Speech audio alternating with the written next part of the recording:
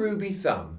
I'm 6, almost 7 years old, and by now you probably know that me and my family... British Kids TV star Andy Day is a total legend, whisking little viewers across the globe and back in time with his wild animal and dinosaur shows on CBeebies. You probably know him as the goofy guy from Andy's Adventures, or the rockin' frontman of Andy and the Odd Socks. But he's also the mastermind behind the Dino Dad book series, 3 so far with Dino Dad, big school talent show, dropping just last week on February 27th. Day told Reuters it all started with his love for dinos and bedtime stories with his daughter Ruby, then 3. I love dinosaurs, and I've got 3 kids. And Ruby, who was about 3 at the time, I read to her every night, and we read to our kids every night, and we have done since they dot. And they love it, absolutely love it. And the more I sort of read to her, and obviously been in children's TV, the more I thought, oh, I'd love to get a children's book written, and I'd love to get my kids in it, and I'd love to sort of mix it up with some dinosaur knowledge and the stuff that I used to love as a kid. And in the 3rd book, it's a big school talent show. Ruby is about to start dinosaur school. Now she's only going to be there for a week, but she's nervous and excited. And when she gets there, the teacher says that we're going to have a talent competition at the end of the week. It's a surprise thing. We do it every year. Everyone from Dinotropolis is coming to watch. What is your dinosaur talent? So she has to discover what her talent is, and she's not too sure about it. And so she goes around to the different dinosaurs and tries to find out what their talent is and join in with what their talent is. And she finds that difficult. And Dino Dad steps in last minute, and there's a whole big adventure of her finding out and discovering what she can do, what's her skill, and a big talent show at the end. In his TV gigs, like Andy's Dinosaur Adventures, he zaps kids millions of years back to meet T-Rexes and Triceratops. And that dino obsession, it's all over his books. Doing the shows supercharged my prehistoric passion, he said. I crammed as much of that into Dino Dad as I could. And he's sneaky with the fun. Think acronyms like PUPAs, Protectors of Our Prehistoric Allies, or PLOPs, Pangaea's largest outstanding prehistoric school. Kids crack up at fart sounds and silly words, he laughed.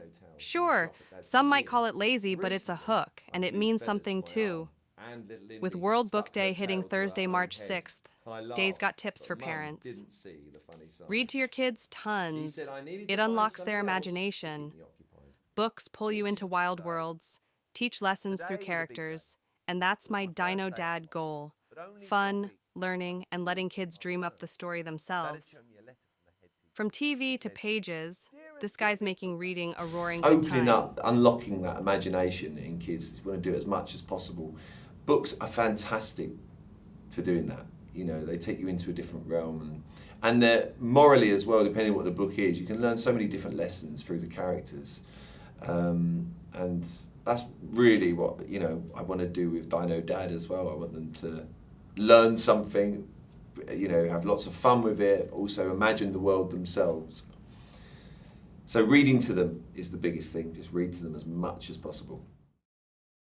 I love it. I love reading to the kids. I love to see their faces, you know, what works, what doesn't.